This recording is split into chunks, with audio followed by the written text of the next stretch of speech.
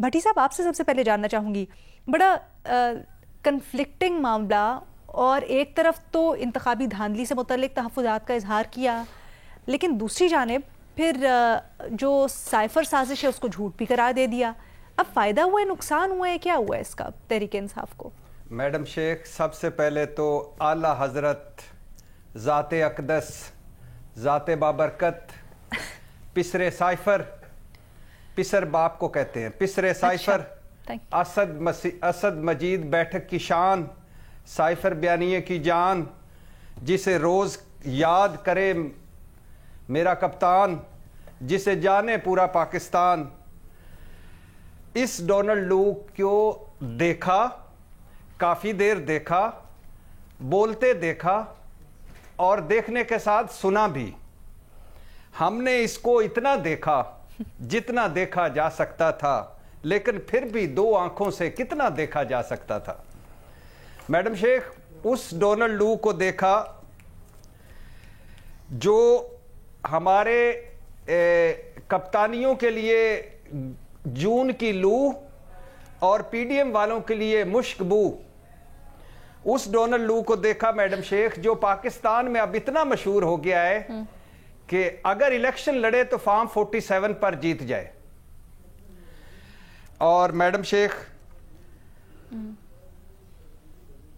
इस सवाल पर आने से पहले ये बताता जाऊं कि अभी आने सवाल पे, और जी ये बता, सवाल पे आने से पहले, अब ये पहले हूं कि ये बताता जाऊं कि ये होती है जमहूरियत जी, ये होती है वोट की ताकत और वोट की इज्जत, ये होती है सिविलियन बालादस्ती। कैसा पोस्टमार्टम कर रहे थी खारजा अमूर की कमेटी या खारजा अमूर की एक सब कमेटी आला हजरत डोनाल्ड लू का, ये ऐसे करवाया जाता है पार्लियामेंट का तकद्दुस। ये ऐसे होता है पूरा निजाम जो जवाब दही करता है अपने सारों से। ये नहीं है कि मादर पिदर आजाद हैं सारे, जिसकी लाठी उसकी भैंस, ऐसा नहीं है। ये होते हैं मुआशरे जहां आइन और कानून की हुक्मरानी होती है, जहां रूल ऑफ लॉ होता है। अब आ जाइए मैडम शेख इस बात पर, आला हजरत के बयान के दो हिस्से मुख्तसर करके बयान कर रहा हूं, टाइम काफी ले चुका हूं क्योंकि आला हजरत को देखा था, सुना था, इसलिए खुशी दीदनी है। पहला है जनाब के साइफर केस, जो इन पुलों के नीचे से पानी गुजर चुका, कोई फायदा कोई नुकसान किसी को नहीं होगा। दूसरा है इलेक्शन धांधली, कोई फायदा कोई नुकसान नहीं होगा। साइफर पर क्यों फायदा नुकसान नहीं होगा? क्योंकि पीडीएम वाले या उनके लाइक माइंडेड कहेंगे देखा झूठ निकला ना, देखा कोई साजिश नहीं, देखा सारा बयानिया झूठा था, अगर एब्सोल्युटली ना किया था, अगर हम कोई गुलाम थोड़ी हैं, अगर आज़ादी की जंग थी, अगर जहाद था, तो फिर 3 PR फर्म्स मुआहदे क्यों किए, डोनाल्ड लू से मुलाकातों की कोशिशें क्यों हुई, अमरीकियों से मददें क्यों मांगी, अमरीकियों सफारतकारों से खुफिया मुलाकातें क्यों की, और अब तो डोनाल्ड लू आला हजरत ने भी बात बता दिया कि सब झूठ है।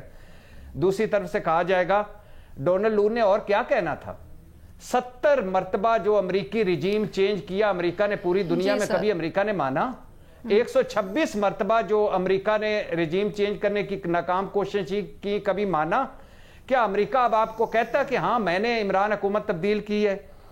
और खैर से 12वीं मरतबा जो डोनाल्ड लू फरमा रहे थे वो अमरीका का मौक़िफ़ पहले आ चुका था, क्या नई बात की है?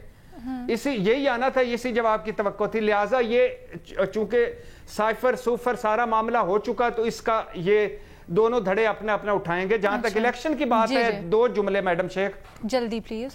इलेक्शन धांधली पर मुल्क की तमाम सियासी जमातें, पूरा मुल्की मीडिया, 80% गैर मुल्की मीडिया, कॉमनवेल्थ ऑब्जर्वर, फाफन पिल्डाट, सब कुछ जो कुछ इस इलेक्शन के बारे में हुआ वो बता चुके हैं। इस इलेक्शन के बारे में कुछ नहीं कहना चाहिए, कुछ ना जमा हो सकता है ना कुछ।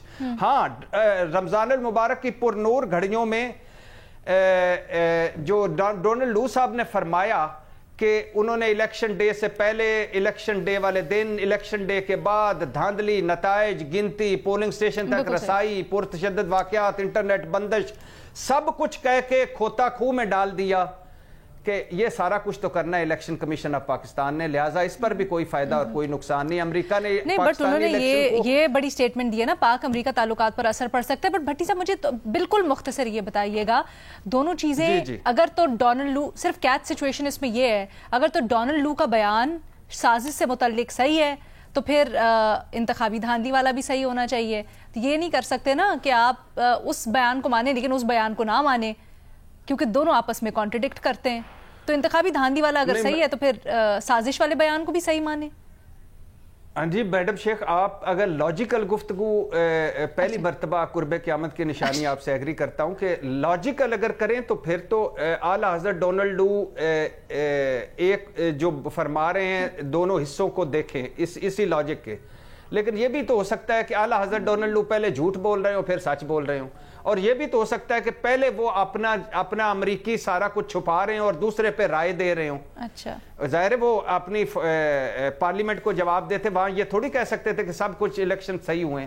और तीसरी बात ये नहीं, वैसे वहाँ ये नहीं होता कि ऐसे पार्लियामेंट में आके बस बोल दिया, जैसे रिपोर्ट कार्ड है तो वहाँ पे कुछ भी बोल दिया, वहाँ पे आपने कसम उठाई होती है और अगर आप वहाँ पर इसकी खिलाफ वर्जी करें तो बड़े कॉन्सिक्वेंसेज होते हैं आगे जाके। महमल, आपकी क्या राय है इसके ऊपर?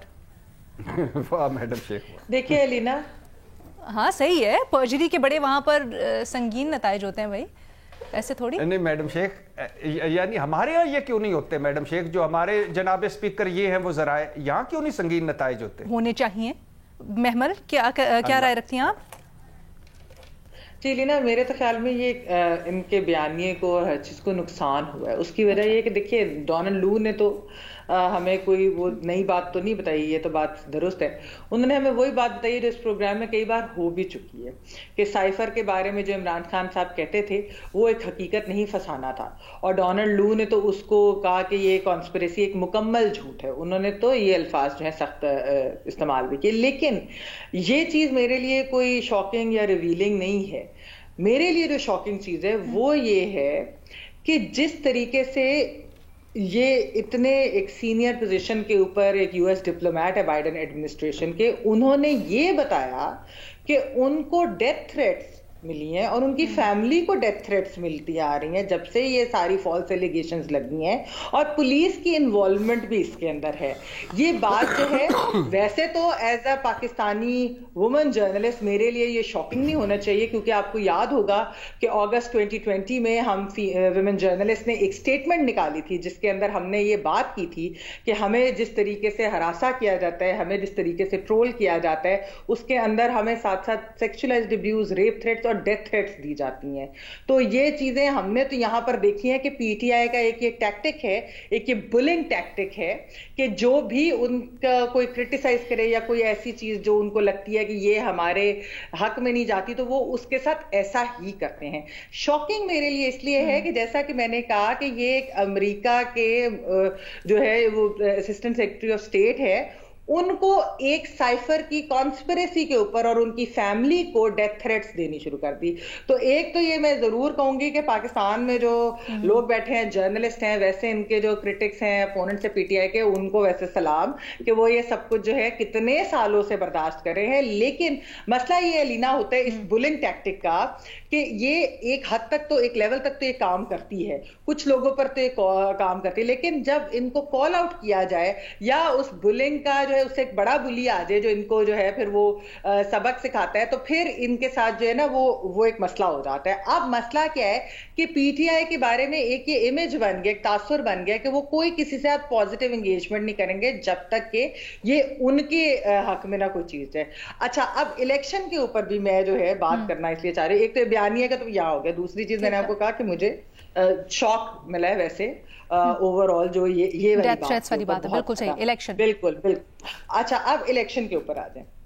अच्छा, इलेक्शंस का लीना उन्होंने जो बात की, उन्होंने कहा कि ये इरेगुलरिटीज भी थी जिस तरह बाकी इलेक्शनों के अंदर भी उन्होंने बताया कि पाकिस्तान के अंदर किस तरह होते हैं, इन्वेस्टिगेट भी होना चाहिए। इंटरेस्टिंगली जो उन्होंने बात की वो ये थी कि ये कंपेटिटिव इलेक्शंस थे, यानी कि एक पार्टी जो बिल्कुल डिसएडवांटेज पे रही होगी लेकिन उसके बावजूद उसने सबसे ज्यादा जो है नेशनल असेंबली के अंदर सीट्स भी जीती हैं, उनकी जो है एक सूबाई हुकूमत भी है। तो दुनिया को जो चीज नजर आती है लीना, वो ये है कि जिस तरह जो एक पीटीआई का पूरा एक बयानिया होता है ना कि अनप्रेसिडेंटेड धांधली होगी, इतनी ज्यादा धांधली तो हमने कभी जिंदगी में नहीं देखी, और ये इस तरह की जो चीज होती है ना, उससे क्या होता है कि वो दुनिया ये बताती है, दुनिया ये देखती है कि पहले भी ये चीजें हो चुकी हैं। ऐसा नहीं है कि पाकिस्तान में धांधली नहीं होती। हम भी यहाँ पर बैठकर इलेक्शन ट्रांसमिशन में भी बैठकर हम लोगों ने जो रिगिंग की एलिगेशंस थी, हमने उसकी बात की, हमने इरेगुलरिटीज की बात की कि इन इलेक्शंस के अंदर किस तरह हुआ। अब ये नहीं हो सकता कि 270 में से 300 सीटें आपने जीती हैं। आप इतना ये मामला एग्जैजरेट कर देते हैं कि उसकी वजह से दुनिया कहती है कि आपकी एक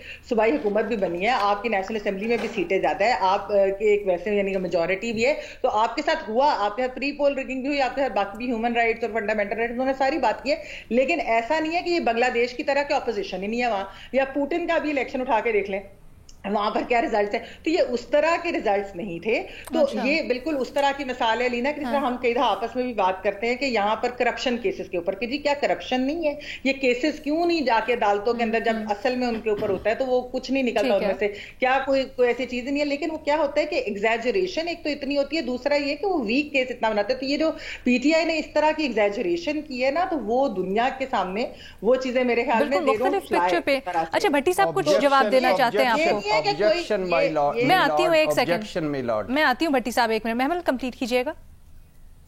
जी जी, मैंने कहा लीना कि हमने तो यहाँ पर बैठकर बहुत क्लोजली ये सारे इलेक्शंस देखे हैं। हमने 2002 के इलेक्शंस भी देखे हैं, 2008 के भी देखे हैं, 13 के अंदर भी हमने देखा कि वो जो एक रिलेटिवली फ्री एंड फेयर था, उसके ऊपर भी इमरान खान साहब ने कितनी बड़ी 35 पंक्चर कहकर बाद में कहा सियासी बयानिया है। और 2018 भी हमने आरटीएस बैठते हुए देखा। तो ये जो चीजें हैं ना, मेरे ख्याल में देखिए, बिल्कुल हम भी ये कहते हैं कि ये एड्रेस होनी चाहिए कंसर्न्स, क्रेडिबल तरीके से पाकिस्तान के अंदर इनको पूरा इन्वेस्टिगेट करना चाहिए। लेकिन एग्जैजरेशन इस दफा ज्यादा है, तो मेरे ख्याल में तो नहीं, वो बात वही है कि वो कह रहे हैं कि हमने वो स्टार्ट हुए थे लीना पता नहीं कहाँ 150 से 140 से 180 पे चले गए, फिर 200 चले गए, अब 200 से ऊपर, अब वो कहे पूरी मतलब 270 में से 300 दे दो, ये वाला सीन हो रहा है ना। तो वो जरा ये नहीं मैं कह रही कि बेइज्जतियों की तो बात सब करते हैं, तो अमेरिका ने भी वो बात की है, डोनाल्ड लू ने भी वो बात की है, बाकी भी जो लोग हैं वो इस चीज के। और एक और चीज रीना, एक अमेरिका के ऊपर जो है हमारे यहाँ एक अनफॉर्चुनेटली एक पूरा ये बन चुका है कि एक एंटी अमेरिकन चीज बहुत सेल करती है। लेकिन अगर आप कल की हेयरिंग आपने देखी हो